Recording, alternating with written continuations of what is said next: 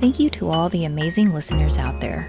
On behalf of the Reef Podcast, don't forget to like, comment, and subscribe for our future mentions on the new episode. Have a great day.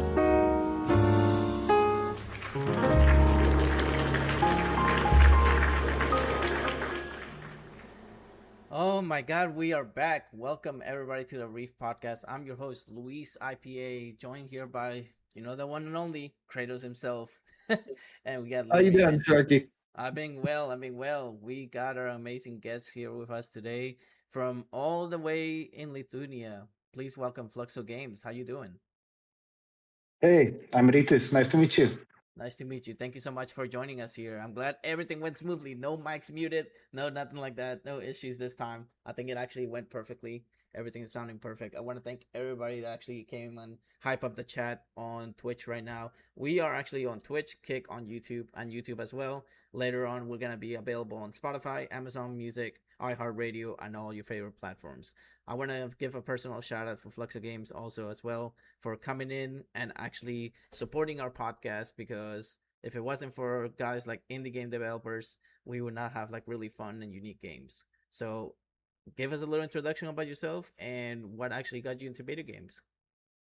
Well, thank you for having us, LuisIpa. And it's a pleasure being here. Actually, what got me into video games, it's because my father used to have like side business, side gig, like collecting old computers and making new. And when I was a kid, I just found a new world, new opportunities, playing actually before Windows on DOS. So yeah, that got me into gaming. Later on, StarCraft, Warcraft, any kind of games. It was really interesting time growing up with games, and it always had a special place in my heart. That's why I always wanted to create games. That's awesome. So you've been playing games for quite a bit, right? Like, you've been since you were a kid, or did you start at like a later age? Because all of us here actually grew up playing games, but I don't know, like some people actually like, we had an indie game developer before that he was not an actual gamer. He actually started being a lawyer, and then basically he decided to go into game developing. So were you a gamer as a kid, or did you actually grew into liking games later on? No, no, I started when I was like 5 years old, and I don't know, like really early days of my life, like when I was 7, 8. My father introduced also like Heroes, Might and Magic with my neighbors. We used to do LAN parties and play StarCraft with his father and friends, like way older people than you, and you like kid playing against them and sometimes winning. It was really awesome time to live Gotcha. in. Gotcha. So the game that you guys have coming out, if I'm not mistaken, is actually Book Smuggler. So tell us a little bit about Book Smuggler and what is like, what is the expectation with this?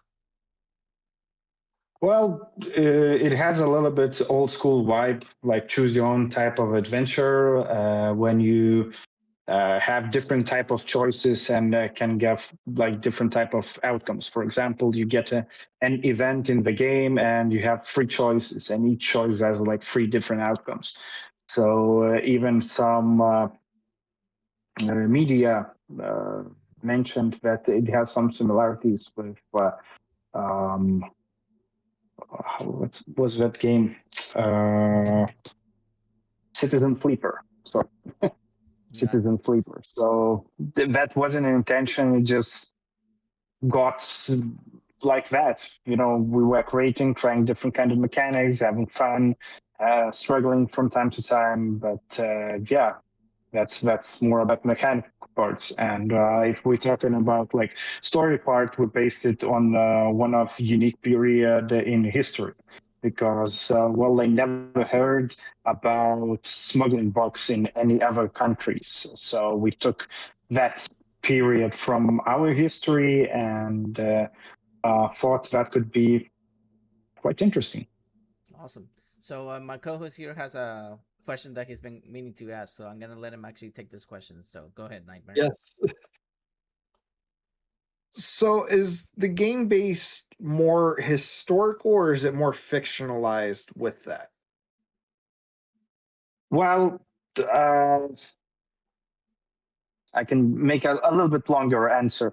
So we had the same question when we were creating the game, and I watched a few like live talks during different conferences, talking with other devs. So actually, going fully historical is not worth it. So we based a lot on the historical part. We also had some consultations with a historical institute here in Lithuania with like doctorates. And but at the end, we didn't want to kill like the joy if you have something more fun mechanic or a more fictional like story that could have happened, but you don't have anything to base it on. So it's a mix. It's based on true events, but more like to have a good feeling from that period. All right. So, if I'm not mistaken, like from what the little research that we did, like on on your company on Fluxo Studios, is you guys have done a lot of different work in different areas. And one that really caught my eye was Avatar: The Last Airbender. I saw that there. I was like, wait a minute, what influence did you guys have on that? Because I was a kid watching this, and this show was amazing. It was phenomenal. I loved it. I loved Korra, but I mean, of course, the original Avatar, best of all time. Yeah. So, what influence did you guys have with that? Well, actually that was like a chain of different outsourcing studios doing different parts. So we had pleasure working on this IP, which is amazing. We still loving it. We did some cutscene animations with Adobe After Effects. We had like a animator's team, especially for that project, and actually we worked on that. We probably digged in a bit deeper and saw that the game didn't perform. Well, we were expecting that because we weren't like responsible for other stuff because that studio that makes those games isn't that good with reviews, let's say. And we saw IGN review, which mentioned like, well, the cutscenes looks nice, and we were, yeah, we made it. That's awesome. So, Nightmare, what you got here? What would you say is the more difficult process, creating your own game or working on a game somebody else is designing? That's a really good question. I wasn't expecting that. Well, both have like different type of challenges. With your own game, you are responsible on your own, so you can have more freedom, but you can go really bad if you don't hit the target, if your audience don't like it, if the performances looks bad. With the working for others, helping others to like co-dev or doing some part of it, it's a bit easier because you are locked in some way. You have like certain criteria that you need to reach. And after you reach here, you get paid and the project is done. So it gives some experience. I always love to working with other devs, but yeah, you just lose some freedom for experience and money. That's actually interesting to know. So, what is a game that you actually grew up on that actually you had a passion for? Like, what was like one game that you actually took inspiration to making you start making games? I don't know if it's like one game. Actually, like if I was younger than I was a kid, Blizzard North was the thing. Every game that they were released, it was great, polished, fun, hard, interesting. All the series these days, it's put it lightly, it's shit. So uh, besides that, later on there were some interesting narrative games, even like the early Telltale games, Wolf Among Us, Walking Dead. Also, Mass Effect has a lot of inspiration for me, like how good you can mix RPG and FPS and also story space opera type of thing. So those are probably the most memorable games. That's awesome. Speaking of Telltale games, have you ever played any of their games and all of a sudden think maybe I could do this a little better, or maybe they should have went this way with the direction? Have you ever had like a director's chair moment in which going, I could probably fix that. I could probably make that better. I could probably improve on there. On their like weaker titles, yes. On those who got you deep as a gamer, probably not so much. Well, maybe even, well, sometimes even on good ones. So yeah, you're right. Sometimes I had that director moment that I could push to the other side. Now, this is a question that I always had, like, for developers. I mean, not just indie game developers, but game developers in general. What do you guys see making video games as an art, like as an art that you actually do, or do you see it just as a like a normal job? Like, I know some people, like, they say, hey, it's just a Like normal job. business. Yeah. Yeah, I had a lot of time to think about that as well. So I started from the art perspective. I spent a few years working more on the art side, and later started getting projects, getting hiring employees. Started thinking more about business because you feel responsible for other people, for their household, that we get like their paycheck on time and everything. So I started for like passion art, but as owner and CEO of the studio, you feel responsible for people. So then you prioritize the people because they are the most important. They are the talent and they can do amazing things. Because to do everything alone, well, you need to have a lot of passion, time, and talent. I I mean, don't look. think I have it. I mean, look at what's his name? The people that made Stardew Valley. That was one guy that Yeah, started that, and he Con- literally. Undertale. Concerned ape. It's ridiculous. Like, Yeah, a lot of games. yeah, a lot of games that's just one person. But I see Nightmare here is like ready to ask a question. He's already eager to ask one, so I'm gonna let him have the mic again. What would you say is the biggest influence on book smugglers for just game wise, not necessarily historical wise, but game wise? What do you think is the biggest influence? To start doing it, Just what would you say is like what you modeled it after? resistance probably. Resistance to wanting to having freedom and what it means to be a nation when you don't have your borders, when you're occupied, and you just want to have your language. Well, imagine if you one day you couldn't speak English, you couldn't write English, you need to speak another language, Chinese, Russian, whatever. So you still want to do that. You still want to have your language, your like all mentality, all community.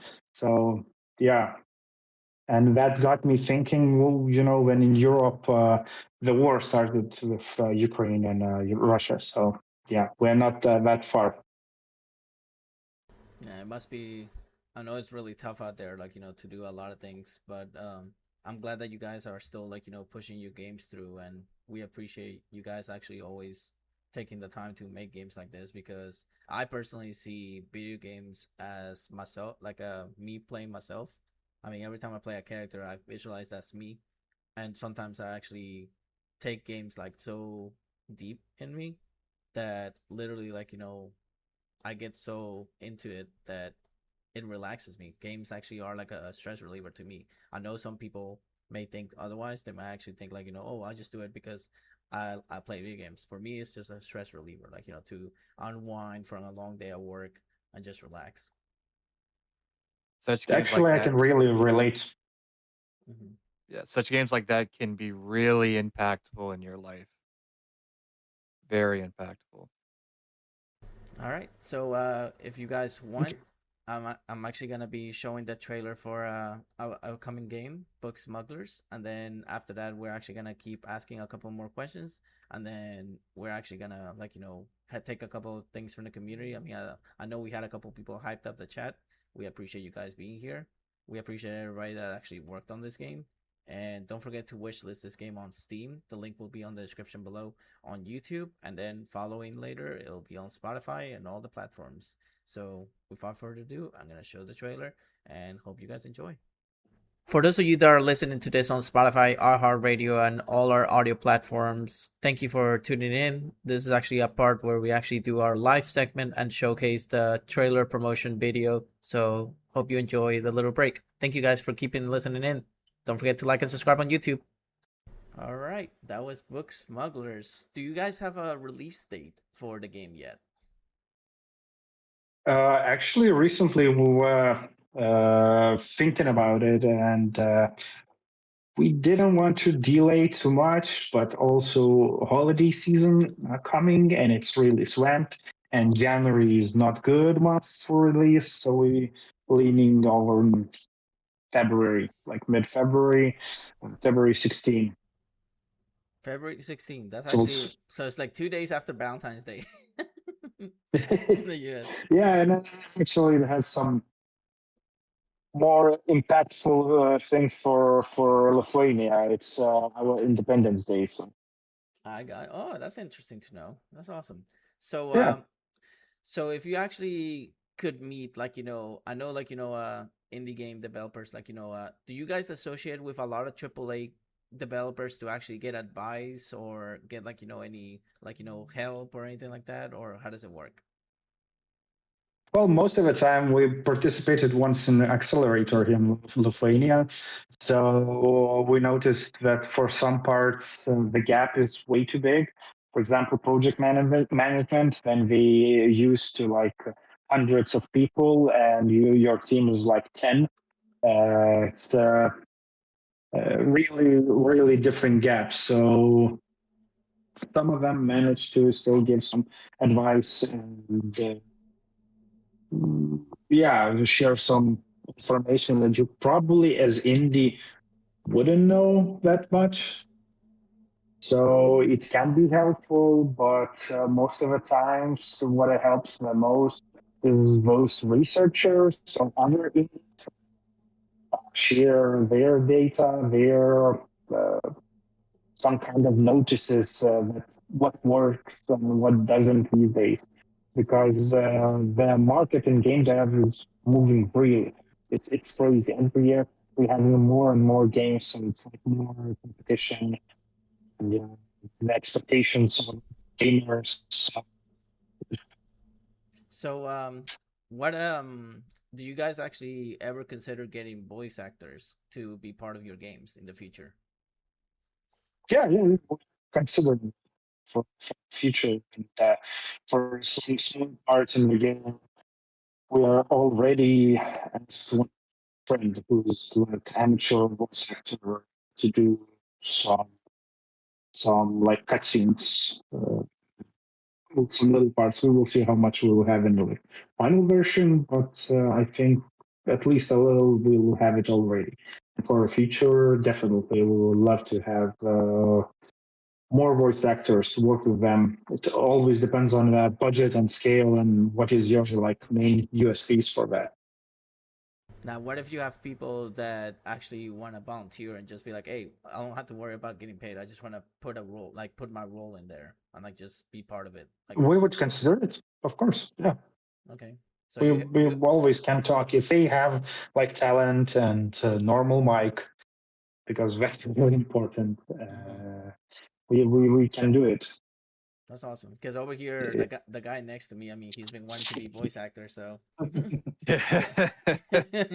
he's been wanting to be like part of the game. I mean, it's always fun because I mean, you feel awkward when you hear yourself in the game, but at the same time, you feel you're actually satisfied. You're like, oh my gosh, I'm actually part of a game now, and it's always you made an impact. But okay, so Lyrian, you look like you're actually jumping of joy to ask a question, so I'll let you have the mic on this one. I actually have a question. When it comes to working with, let's say, other people from other areas, well, other countries, has there ever been any moments of culture shock when regarding video game development? Well, we haven't worked with way too far countries like other side of the globe. Mm, Asia. We are in contact with them, but on terms of like game development, we haven't had any projects. Talking for like Western countries, the gaps are huge. I heard just some stories about southern countries. Some people don't like to be on time and stuff like that, which is right. stories from other companies. For us, well, we work with some Ukrainians, so sometimes goals or some schedules will get interrupted because of sirens. We need to go. Man, so does it actually take a long time to make games? Even though if it's an indie game, does it actually is it a long process you think, or you think like it's just like because I know AAA games they sometimes they do take a while. Some companies actually just copy and paste what they had last year and they want to do the same thing every year. But I mean, for you guys, for indie game developers, I must imagine like it takes a few months or maybe even years to make one, and then just the impact that you guys do. Because one thing I notice about indie game developers, you guys actually listen to the fan base. You guys actually see all the feedback that you get, see everything. While huge AAA companies, it's hard for them to see everything because there's so many people that expect so much, but it's hard to keep up with all that. I mean, how do you handle pressure like that when a lot of people are Well, commenting? No Man's Sky managed to do it, and they have really huge games. So I think it's possible even for like AAA companies. But besides that, well, with indies, when you start, you don't have a huge base. You have like a few fans, a few people who are sometimes more active. You talk to them. You get try to get more reviews, or more feedback during any kind of events like game dev conferences or Comic Con type of events. Over, you talk to people, you get some good, bad feedback, what could be better, and yeah, that's that real contact, real connection that helps and inspires you to develop. And taking some time, I think someone posted the median on the internet. So, uh, like average for video games, like 2 3 years, something like that, if I'm correct. And yeah, we notice that most of the time it takes that, especially if you don't have like good revenue source or strong publishers behind your back. You get delayed because you need to survive as an indie developer one way or another. That's why we do some work for hire, co-dev, or outsourcing. Gotcha. So I mean, I think so. The best way to actually be a successful developer would be to actually do a lot of promotion, a lot of marketing. Just be ready, like to what happens, because I mean, it's always a roller coaster. Like no matter what, because you don't know if you're gonna appeal everybody or if you're not gonna appeal everybody. So Yes. it's always tough out there. I mean, for a lot of companies, not just like indie game developers. I mean, if you release something that's not like successful, you have to actually go back to it and be like, you know what, let's work on it, work on these things, and make it more appealing for everybody. Yes, you're completely right. And most of the indie dev companies fail. Most of the first games fail, and it's like normal statistics, which is sad. And also, indie devs like to forget that they also need to do marketing, which is like sometimes maybe half of the work because it's not easy. Gotcha. That's awesome, though. I mean, the fact that I give props to everybody. I mean, everybody that's in game developing, because you guys work hard. You guys work harder than anybody I know. So props to indie game developers for doing that, for making us actually enjoy like the little games that actually are super fun to enjoy. And basically, like, some people think like, oh well, they're only a short little game. I'm like, yeah, they may be a short little game, but it's actually something enjoyable. It's not something that's repetitive every single time. So Lyrian, you look like you're jumping of joy. So you got something coming up. So what you got? Oh no, I'm just having.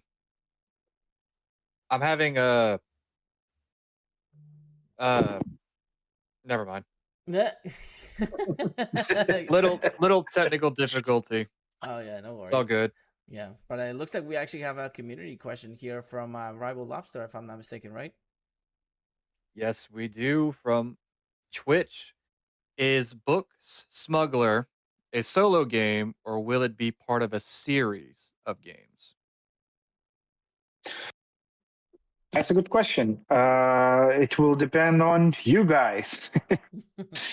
uh, we'll see in the future. We don't have a second part in development, and we don't have a design document for that. We never say no, but for the future, we're still thinking in our future games to have like narrative feeling, maybe a little bit more mechanical parts, and to find the sweet spot for you guys to have a good time. So yeah, stay tuned for after Book Smugglers for our new games. Yeah, make sure Rival Lobster, if you're watching on YouTube as well, make sure you go to Steam and wishlist the game, because we have the link for it on Steam. It's always like, fun to actually support indie game developers, especially like, with everything going on right now all over. I mean, there's a lot of like, inflation going everywhere. It's not just in the US, but it's everywhere. It's a crazy world.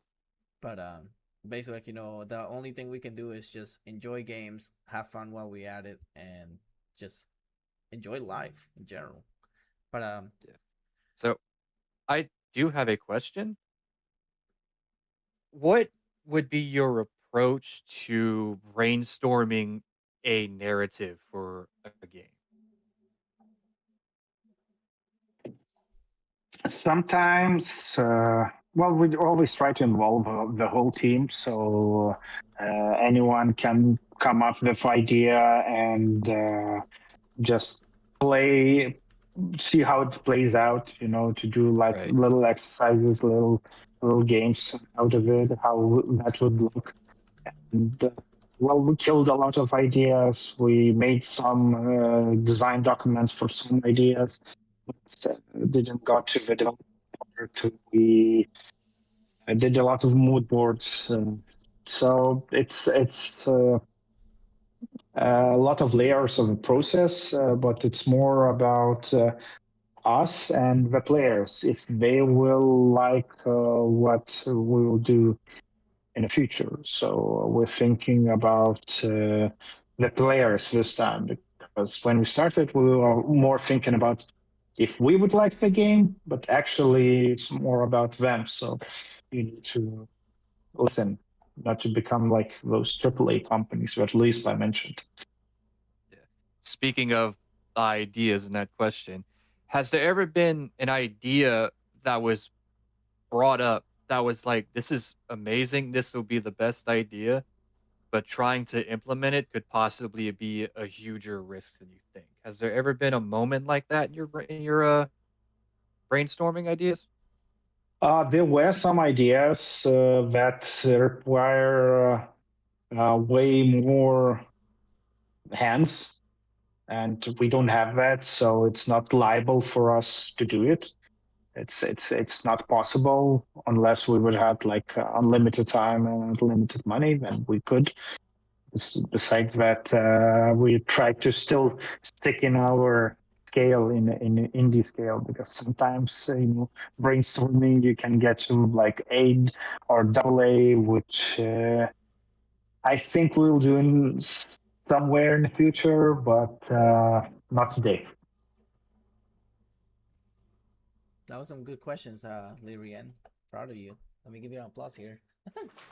I'm always curious when it comes to game development. I Hey, have several I ideas. have a question for Nightmare. Yep. Yes. Yeah, Luispa mentioned that you want to be a voice actor, and I'm curious, can you do like one-liner from your favorite game? Oh, got I him, don't think I can do it on here. He got you roasted here, He man. does. I don't think I'm allowed to do it in the podcast, though. He's turning red. Outed. He's turning Outed. red. He's turning Outed. red. No, because it's Duke Nukem. Oh, never mind. I don't think I'm allowed to do it in the podcast. It's about chewing gum, I guess. Yes.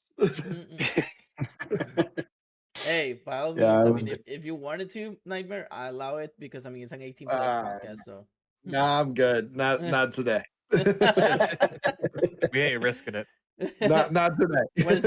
What is that saying? Not risking for the biscuit. Yeah, that Popeye's biscuit.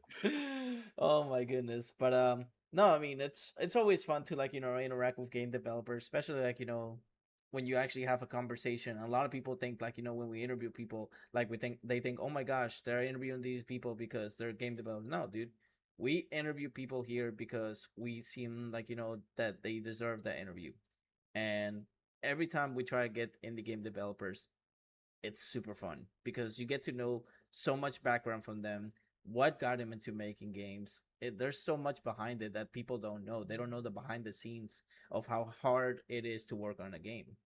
And it's always a fun time here because not only do we interview those, but we interview like indie musicians, we interview directors, voice actors. We interview everybody.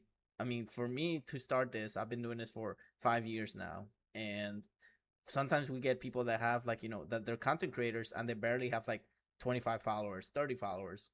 We don't care about the number. Just come on in, get an interview, and talk with us. Because at the end of the day, you're just human. You're just a human being. You're not like just because like this person has so many followers doesn't mean that we deem you not worthy. We basically value everybody that comes here, no matter who it is. It's So- especially interesting given that you're from Lithuania, which is an area that I think all of us in this podcast are not really that familiar with. I mean, yeah, it is flatlands. but the fact that Actually, the fact that like that they have game developers like in the small countries, it's praise, man. It's like a lot of praise because sometimes like we get listeners. I mean, our top listeners, believe it or not, smugglers, we literally have people that actually listen all the way from Singapore. oh, nice. Yeah, so sometimes we get people from there. We have one listener, and if he's listening to this right now, I swear to God, I always mention this. If you're out there listening from Madagascar, I need to know who you are. We have one person. I kid you not, smugglers. We have one person from Madagascar listening to our podcast. We gotta We get didn't those even know numbers they up had in internet there. We gotta get those numbers up in Madagascar. We don't know who it is, but whoever that person, whenever I find out who that person is, I'm sending a shirt, I'm sending a jacket, I'm sending a lot of stuff because I'm like, dude, praise to you for listening in a small little island in the middle of the ocean. Like, that's insanity. So props to you for being the devoted listener there. And if we ever get more than one, then I'll be like, okay, you probably told like your little, like your Your community, friends. your friends and community, which is amazing. I mean, that's what I said. I mean, we get listeners from all over the world now. Like we're basically worldwide now. And for a time being, we were actually number 10 in the US for podcast. So we're trying to Oh, actually. wow. So for now, like we're trying to climb up there again. But we do it for fun. We don't do it like for like to get recognized. We do it because we love to talk to people, and that's the important thing. That's always the fun part. Returning to Goblin and FluxoStudios for a minute, what do you think is the most not intriguing, most interested art style when it comes to game development for most likely you personally? Oh damn, there's actually before I got into video games, I didn't look like that way how it can be creator. When I got in, start working with artists, I noticed there are so many different amazing art styles. What comes with game design from the art style, I think the most interesting for me probably comes from Japan. There's so many they've done amazing work, in different kind of form, shapes, colors. It has a lot of inspiration in it.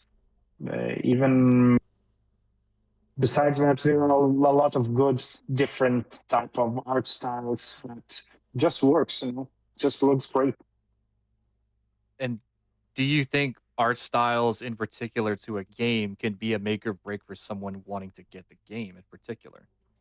It could be one of USPs for sure, like unique selling points. If you just love what you see, actually, I got one of the game because of art style and the setting probably. So it was probably Gord and GORD. The game wasn't that successful, but yeah, I loved the art style. You have me definitely curious now. Don't You have forget me to definitely curious. don't forget to wishlist it.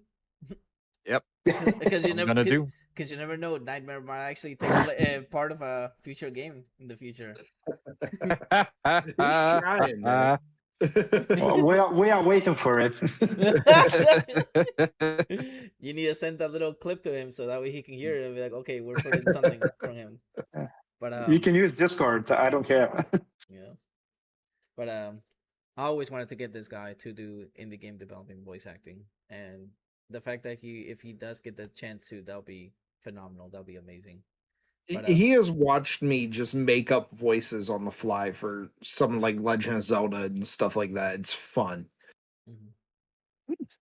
So Maybe I should contact you whenever I do my video game. oh,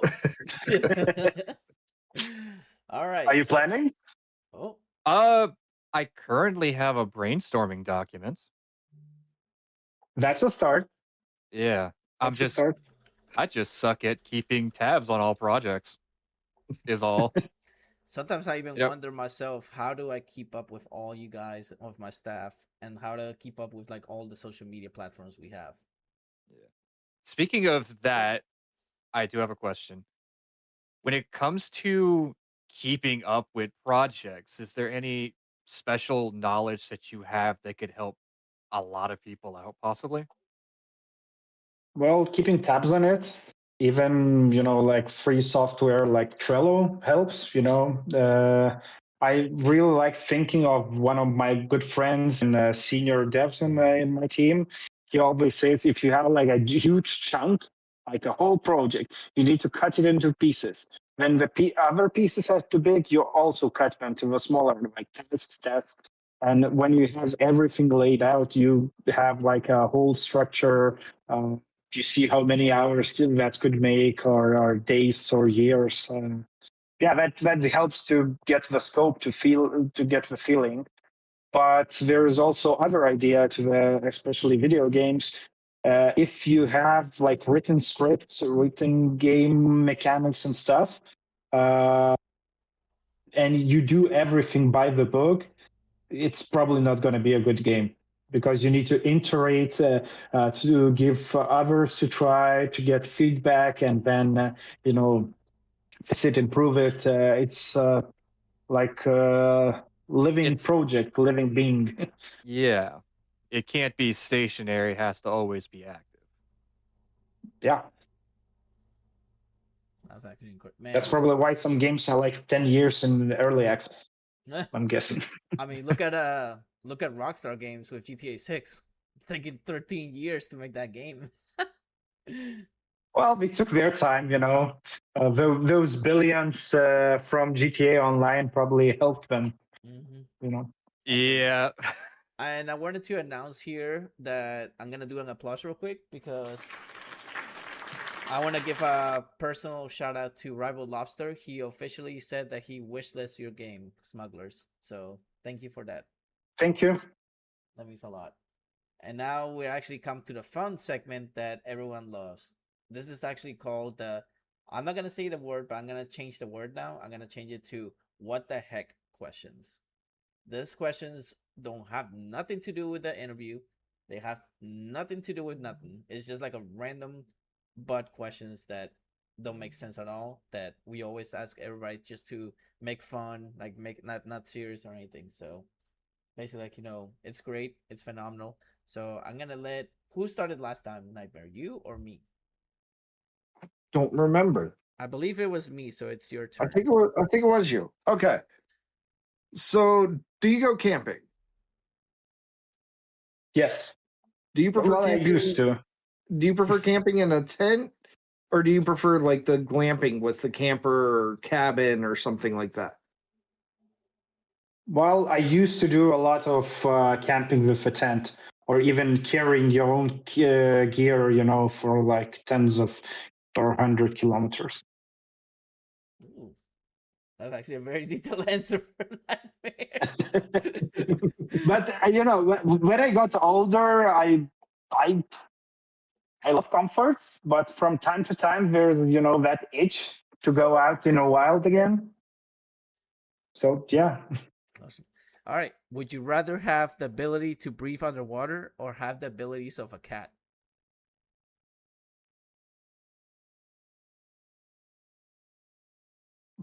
Able to jump from the ninth store building and survive, stuff like that. See in the dark. Okay. How deep can I go if I can breathe underwater? You can Can I actually go like you can go as long as you want. There's no limit. There's no pressure, water pressure. that's a hard one, but probably I still would take a cat. Cat. Oh my gosh, that's actually new, huh, Nightmare? That's a new one. Yeah, that's a new one. We usually get A lot people. of people think breathing underwater. Yeah, because they want to go. Well, they want but to no, go. it's really dark, and I watch a lot of videos where scuba divers got stuck under the water in the caves. So maybe that's why. Oh my goodness! All right, what you got, Nightmare? Would you rather be invisible or be able to turn invisible at will, or would you rather be able to teleport at will? Oh my goodness! That's a hard one. Invisible.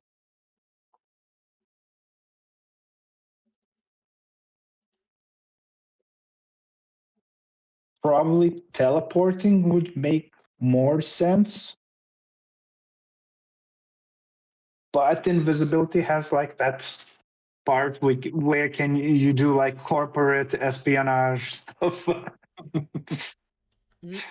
like right. cyberpunk or whatever. But yeah, teleport. I got one.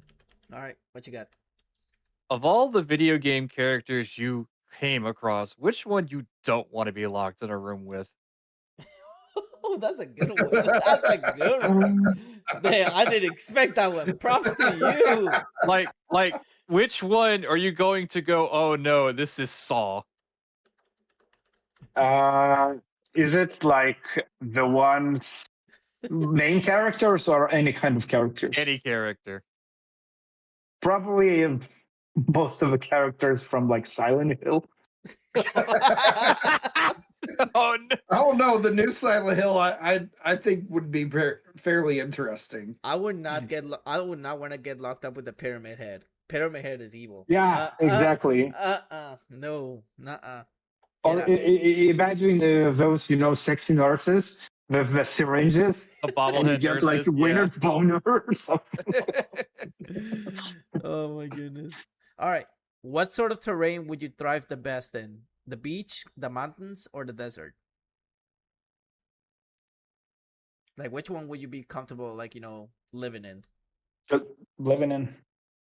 The beach, the Yeah, mountains? beach is the most, relaxing one. All right. What you got, Nightmare? I think this is my last one. Oh God. I got one more. Okay. What is the scarier thought to you? Flying sharks, where they just fly through the air randomly, or tigers with the ability to swim and breathe underwater? Oh my lord. You have to think for a second.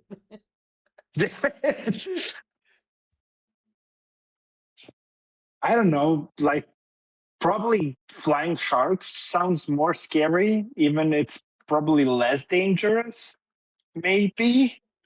But yeah, it actually could just flew through my window, here. So yeah, sharks.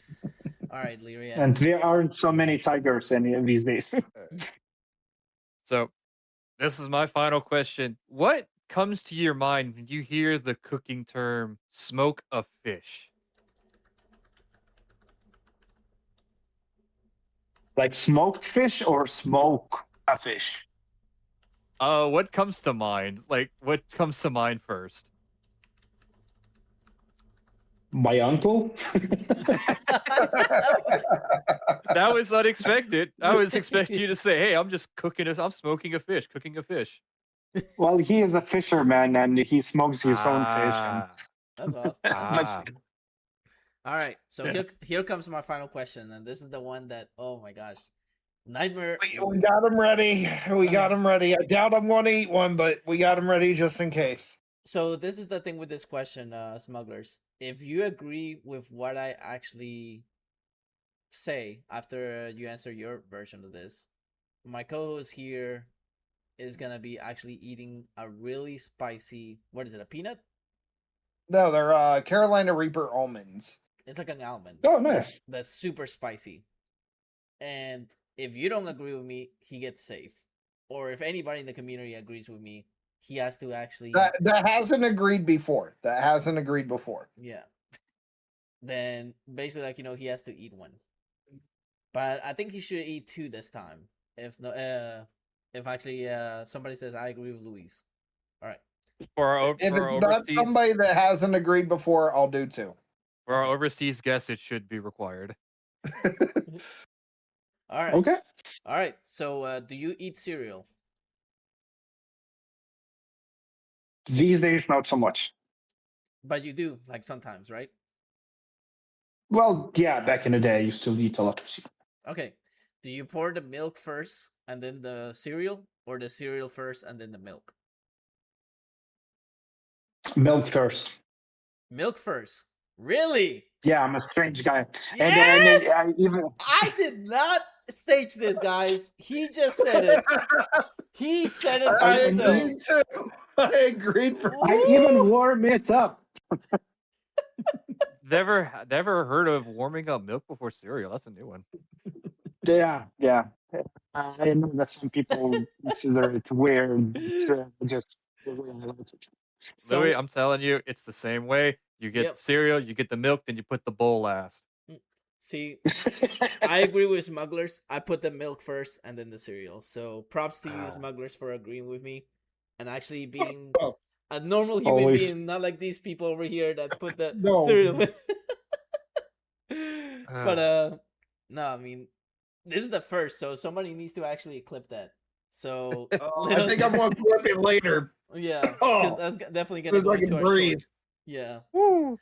but Actually, my CTO is growing Carolina Reapers and kind of spicy things. So yeah, he actually got, I know the feeling. I don't know how many he ate. I think he ate 2 or 3. I'm not sure. Two. I did Two. two. Yeah, but oh my gosh, that was too funny. That really made my day, smuggler. So thank you for that, because at least somebody out of all the podcasts we've been having for 5 years actually agreed with me. Like, you're actually the first to agree with me. Well, So- he needed to go to a small country in Baltic near the Baltic Sea to get the guy. That's awesome. And still, even in here, it's considered a weird part. That's awesome. But we It's- wanna what? Go ahead, Lyrian. Oh my It's God. just human nature to put the cereal first.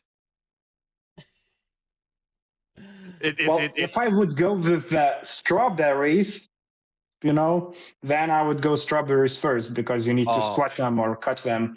But with cereal, I don't know. Just you had me at strawberries so with sweet. cereal. That actually sounds good. That's actually sound good. Cereal with strawberries? That sounds delicious, actually. Yeah.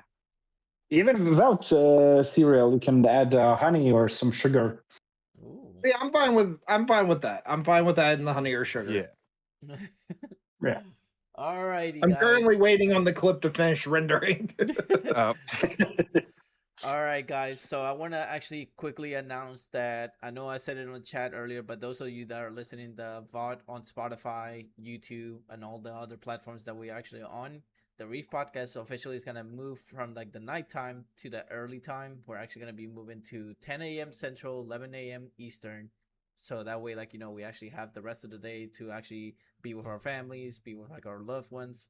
And we figured like, we'll do it early. So thank you, smugglers, for tuning in today. We greatly appreciate you guys being here. You guys were phenomenal. I mean, I'm glad, like, I'm actually looking forward to this game. It's been amazing to have you here. Thank you. And I also wanted to announce that our sports edition that we actually have tomorrow, we're actually going to be on a bye week this week because unfortunately our co-host for that one, ZDP, actually caught a cold. So we actually wish him best wishes. Hopefully, like, he feels better soon. He actually cannot talk right now, and I'm really concerned about him. So definitely, like, keep him in your thoughts. And I want to personally shout out everybody that's been listening to all the podcasts here. We cannot do it without you guys because we are actually close to our goal. So I'm going to mention it right now. When we actually reach 500 followers on Twitch, 500 followers on Kick, and 500 subscribers on YouTube, not only are we going to be doing a huge merch giveaway, but we're also going to be giving game gift cards to people. So that's a way to thank you. So I mean, hey, you could use the Steam gift card to get yourself Book Smugglers if you want to. That would be great. Yeah. Support the indie game developers out there. Support all of them out there. But on behalf of the Reef Podcast, I want to say thank you, and I hope we get to see you in the next one. Don't forget that we always have our little end credit scene where we actually show you who our next guest will be. That will be our final podcast of the year when it comes to interview-wise. But after that one, we're actually going to have our farewell, where we actually take you guys questions from the community. Even our Q&A guy here can ask us questions about our podcast. It's basically like where you ask us stuff. You basically see if we can actually get you interviewed on and all the above. So thank you again, everybody. Hope you guys have a great night. Have a good day. Smugglers, I know you guys, it's actually a little late for you over there. So have a good night, and we'll see you all in the next one. Yes. Thank you. Bye. As always, today's episode was broadcast live on Kick, Twitch, and YouTube. If you couldn't make it to the live segment, feel free to watch it on Spotify, Amazon Music, Apple Podcasts, and iHeart Radio. Links on the description below. See you next time.